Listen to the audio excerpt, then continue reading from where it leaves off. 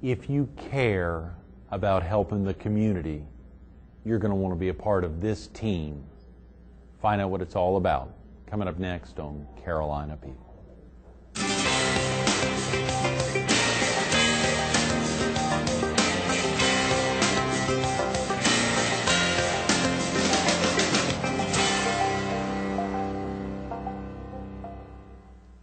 Good morning. Welcome to Carolina People. This morning we're at the Murrells Inlet office of America's largest telephone cooperative, HTC.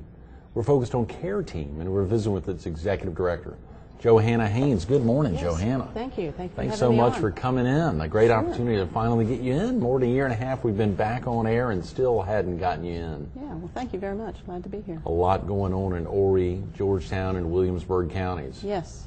3 big counties. When you think about geographically, the largest county in the state, the 4th largest county in the state, and Williamsburg's either 3rd or 5th largest in the state. You've got 3 of the top 5 geographical counties and a lot of diversity in the counties. Right. Creates some challenges, but I think we're doing a good job. I bet. You're on the road a lot, Johanna. Yes. Yeah, you're on the road a lot. For viewers who may not be familiar with Careteam, what exactly is Careteam? Careteam is a nonprofit organization. We're the local HIV/AIDS service organization for Horry, Georgetown, and Williamsburg County, as you mentioned. And we do 2 primary things. We provide direct services for people who are living with HIV, making sure that they have medical care and treatment for their HIV disease. And we also provide free and confidential HIV testing, counseling, and education programs to help people understand HIV and the risk for HIV in our area. Are there big risks? I mean, is this something that folks really need to be concerned about? Obviously, they have an executive director of a nonprofit organization. They probably wouldn't have you in this place if it wasn't a big deal. But is this something that everyone needs to be thinking about? Really, it is. Careteam's been in existence since '93. Right. And I think one of the challenges for us today is that the face of HIV has shifted. Where most people still think that HIV is a gay man's problem, that's not really the case today. Over half of our new infections are people who are heterosexual. We have over half of new infections are heterosexual? Yes. Oh, Lord. Yes. Wow.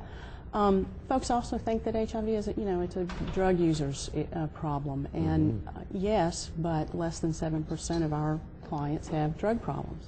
So, as the disease has started shifting, people are still thinking of it in old terms, and that's the frustrating part. And I think that that's what's creating the infection rate climbing in the South, particularly in South Carolina. Nationally, the infection rate for HIV has started to decline some. Is that right? Good. Slightly. Yeah, good. It is good. I'm sure you're thrilled, yeah. Absolutely. In the rural South, though, it's climbing. And it's climbing because we have a group and community of people who do not think that HIV is an issue for them. And because of that, they're not taking care of themselves and being careful. Right. Particularly in the African American community today, HIV is a serious problem. 73% of new infections are African American, 83% of our female infections are African American. And again, it's a challenge to get into the counties because they're so large and really provide the education to help folks understand that HIV is an issue for them and that they're at risk. How do you get to folks in the African American community to let them know that? Well, we started a little over a year ago working through churches. And I really think that that's the best way to communicate, particularly with the African American community, very family-oriented spiritual community. And so what we thought is that if we can get churches to help start educating, that would be the fastest way to do that. And it has. It's been very successful. I think oftentimes church leaders initially are kind of, we don't come, we don't want you. Yeah. But what we want to do is help them develop educational programs that fit their church and their teaching. We don't have to come in and talk about condom use and safer sex. We'll get churches to talk about the risk because the risk is very real. And once someone knows the risk, I think, then they can take care of being careful and taking care of themselves. But I think just knowing that the risk is the most important thing right now. So. And that the rates are rising so dramatically in the heterosexual population. I mean, Yes. clearly they're beyond that on the risk talking points. Right. They're not necessarily talking to the homosexual community. They're talking to both communities there. I mean, they're both communities. Everyone Yes. is capable of having Yes.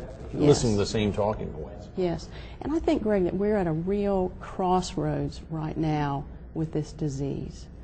If, and probably not you or your viewing audience has occasion to spend much time in the gay community, but if you did, the first thing that you would notice is that there are not many older gay men. And they're not here because this disease ravaged that community very early while we're still trying to figure out what it was and what caused it. And so we weren't paying attention. Our government wasn't paying attention. We didn't reach out and try to figure out quickly what was going on and try to find a solution. I think the same thing is happening now that the disease has shifted. The face has changed. Affecting the heterosexual community, yes, African American community, but 11% of our new infections are people over 50. That's and those incredible. Are heterosexual. I heard you shared that recently. 11% are Yes. over 50, and almost all heterosexual white people. Right. Yes. So what I'm fearful of is that if we don't start getting a handle on this now and stop trying to make this somebody else's problem, or this doesn't exist in my community, this is a problem that's in Africa. If we don't start paying attention to that, my fear is that 20 years from now, somebody else will be sitting here saying the same thing about the African American community, that we're going to look out and that there aren't going to be a lot of old African Americans. And I want us to take some really positive steps right now to help community understand that the risk is very real. We've looked at statistics, from national statistics with HIV prevalence. Over 1 in 297 people have HIV nationally. Nationally, though, the African American population is less than 12%. Well, here it's over 30%. Wow. And so if you look at national statistics and population and percentage of African Americans in our population, the really scary thing is that we believe right here in our community that probably 1 in 100 African American women have HIV, and most of them don't know it. In the Horry, Georgetown, Williamsburg counties, Yes. that 1 in 100 African American women would have HIV Yes. and not know it. Yes, because they're not looking for it, and they don't think that it's an issue for them. And these are most predominantly heterosexual women. Absolutely heterosexual And women. they have most likely gotten it through Heterosexual partner. Okay, Yes. through a heterosexual partner and an unprotected. I mean, there are still ways to try to not get HIV. Is the Right. most probable way using protection. And Right. this is a 7 a.m. community fair show at Thursday morning, so obviously it's just important to get the basics Right. across. I mean, Right. how can viewers make a difference, Johanna? And What it can is yeah. it is important. It is so very, very important because if someone doesn't know their risk, they're not going to take care of themselves. Right. But the really thing that breaks my heart, the really scary thing, is that we're over 20 years into this disease. We know what it is and we know what causes it. Right. We know how to prevent it. But if you don't think that you're at risk, you're not going to do anything to prevent it. And so it's really important that we get the message out. And this is not, like I said, we're not talking about a gay man's problem isolated anymore, really infiltrating the heterosexual community and African Americans particularly. Right. But we're not talking about either, a group of people that the people that get infected, well, they're, drug users or they're sexually promiscuous.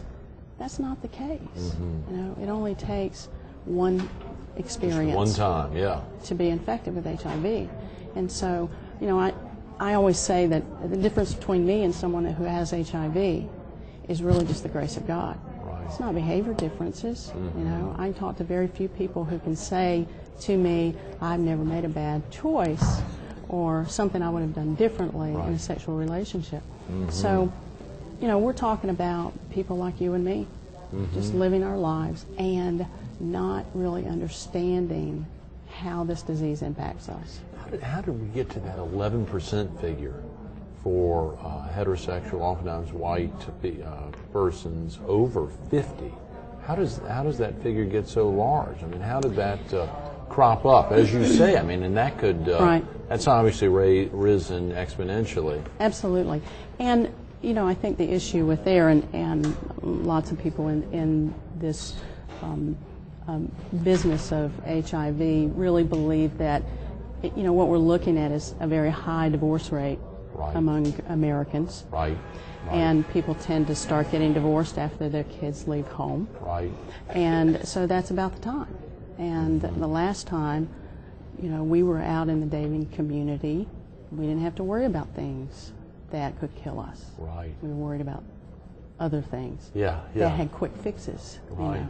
So, again, just really important to take care of ourselves. Know that we're at risk. Right. That's the number one thing. So. Then if we could just say that over and over for the next 20 minutes, suppose anything else, just know we're at risk. Know you're at risk, whoever you are watching. And if you know that you're at risk, know your status, because knowledge is power.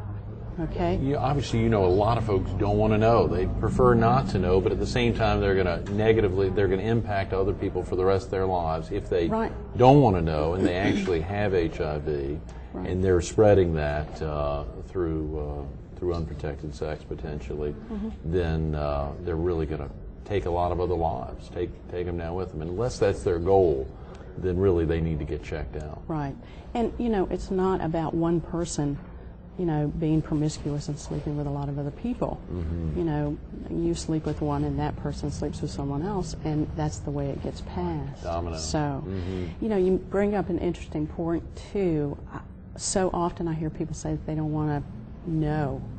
You know, my God, if I find out I'm positive, well, you know, I'm going to die anyway, so I'd rather not know for the rest of my short life. Right. But that's not the case today. You know, 20 years ago, if you got diagnosed with HIV, you had a life expectancy 6 to 18 months. Right. Yeah, You Magic died very Johnson's quickly. going pretty strong, isn't he? Absolutely. He is HIV positive. He is HIV positive, and he is known for almost a decade or so, right? Absolutely. And he is doing okay? I mean, how has He's that doing impacted great. his life? The medical community now sees HIV as a chronic illness, not a terminal one. Wow. So with early detection, get tested, and early treatment, HIV is a chronic disease. It doesn't mean that it's not a difficult disease to live with. The medications are very powerful and they shock your system, and side effects are often not pleasant. Right. But that's where an organization like Careteam comes in to kind of help folks through, particularly the early stages of treatment when those side effects can be more severe. But, you know, and I've heard people say, you mentioned Magic Johnson, oh, well, he's doing so well because look at how wealthy he is. Look, he's got access to all of this great treatment. Right. Well, not just Magic Johnson. That's why Careteam exists. Anyone who has HIV and wants treatment gets it. Probably 2/3 of Careteam's clients are people who have no insurance, no public or private insurance, particularly in our area with service industry, seasonal employees. Lots and lots and lots of our employees in Georgetown counties don't have medical insurance with their jobs. Right. And so treatment is expensive. Those people need help, and that's what we're here for.